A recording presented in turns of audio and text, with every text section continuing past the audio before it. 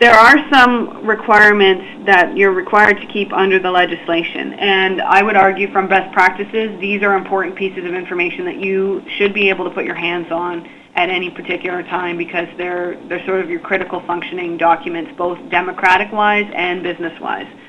And these would be things like your important legal founding documents, your bylaws, a list of your members. Obviously, that's really important for you to be keeping around. Any shareholders that own shares that may not be members. We do have that option in Ontario to sell shares or securities to non-members. Not every jurisdiction has that opportunity. Keeping a list of your board of directors is important. Proper accounting records, registers of any transfers of shares, and minutes of meetings. So obviously, this is legislatively, this is important information, and it's listed as such in the legislation. But from a best practices perspective, this is all really important information for you to keep, especially things like your minutes.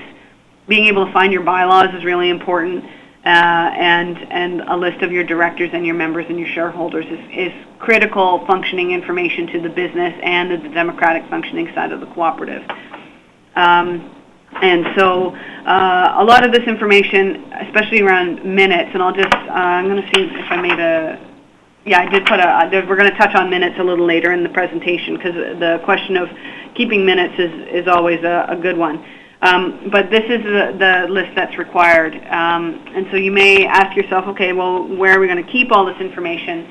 And the legislation requires that you keep it in the head office, but you can apply to keep those elsewhere if for some reason, your head office may not be secure for those records. You don't have the space. You can make the application to keep those records somewhere else. And it has to be accessible during regular business hours. And co-ops sometimes use what's called a corporate minute book.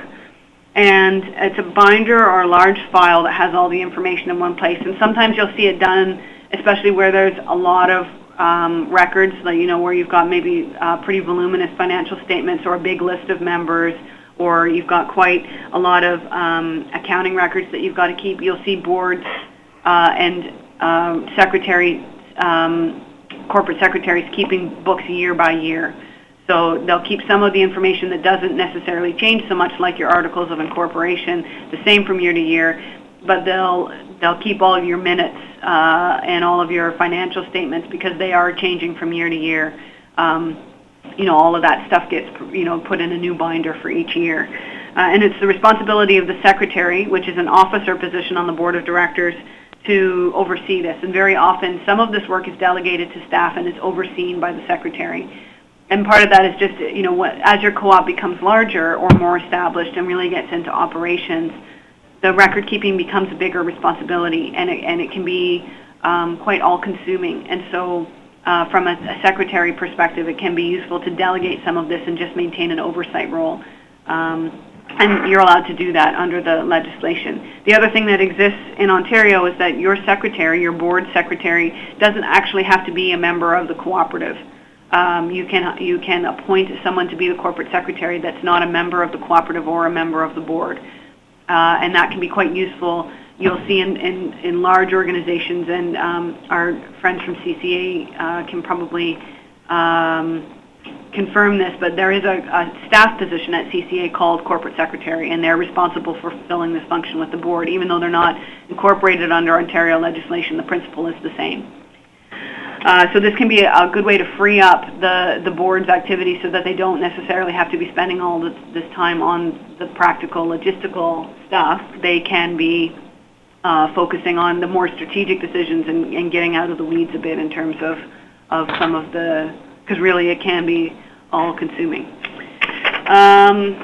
So accessing records. This is something that I get a lot of questions about, around members wanting access to all sorts of records in the cooperative, and the board having access to all sorts of things in a cooperative. And there is a difference between the records that members have access to and the records that board members have access to. And this is important to know, because sometimes if you've got conflicts with a particular member or something similar, which does tend to happen, you've got a member that I'm trying to think of a diplomatic way to say this, sort of fits the profile of the squeaky wheel gets the grease. that wants to know a lot about what the cooperative is doing and wants access to the records to see that. This is really important information for the board and staff to know about who is legally able to access records. So the board of directors can access all the co-op records. All of the records that are kept by the cooperative are open to the board, and they are available during business hours. So, you're not going to go down at midnight necessarily if you don't have keys to the office and demand access, but as a director, you can look at all the records. Members of the cooperative can look at all of the co-op records except for accounting records and board of directors meeting minutes and resolutions. And this is usually where the conflict comes in. And usually there's an indication that there's a larger issue either with this member or with member communication generally if your members are demanding, well, I want to see what happened at the board meeting, and I have every right to see the board of directors meeting minutes to decide things like that. And the answer is no, they absolutely don't. It can be good practice for the board to provide board meeting minutes to members, but they are certainly not obligated to do so. And so this is a common question I get from directors. And usually it's because a member is pressuring them to see the meeting minutes for purposes of because they're in conflict with the board. A co-op member can also ask for the board to make a list of members for them, provided they're not going to use it for unethical or illegal purposes, like using it to solicit them for business purposes or to sell the list to somebody else or to influence members. So this is important information to know in the sense of, especially when it comes to board-member relations. Members may feel that because they own the cooperative and they make all these important decisions, that they have the right to see all the minutiae of what happens, and the board also has to be left with some power to make decisions on behalf of the cooperative without feeling like they're held under undue scrutiny by the membership. And that may seem contradictory, but it's important to provide the space for the board to do that, and so the legislation protects that. So keeping good records. This is sort of a best practice thing. This is not necessarily in the legislation, but these are some things to consider, and I would argue that they would apply across sectors.